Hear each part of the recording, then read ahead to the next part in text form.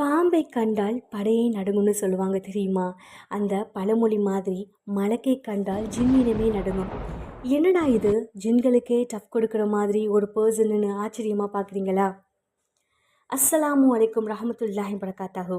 நான் தான் குர்ஹான் பேசுகிறேன். அல்லாஹுடைய அர்ஷை தூக்கி சுமக்கிற மலக்கை பற்றி தான் இப்போ நான் சொல்ல போகிறேன். எல்லாரும் கேளுங்க. ஜின்கள் எப்படி நெருப்பினால் படைக்கப்பட்டாங்களோ அதே மாதிரி தான் மலக்குகளும் ஒளியினால் படைக்கப்பட்டவர்கள். மனிதருடைய கண்களுக்கு ஜின்கள் கூட தெரிவாங்க. ஆனால் அதே மனிதருடைய கண்களுக்கு மலக்குகள் தெரிய மாட்டாங்க. ஆயத்து குசி சூறாவை ஓதிட்டு படுக்கிற மூலமாக ஒரு மலக்கு உங்களை பாதுகாக்கும் போது எந்த ஒரு கெட்ட ஜின்களும் எந்த ஒரு கெட்ட ஷைத்தானும் உங்களை அண்டாமல் இருக்கும். மலக்குகள் ஆட்டோமேட்டிக்காக எதுவுமே செய்ய மாட்டாங்க. அல்லாஹ்வுடைய கட்டளைக்கு அடிபணிவாங்க. சில மனிதர்களும் சில ஜின்களும் அல்லாஹ்வுடைய குரலை கேட்டதில்லை. ஆனால் இந்த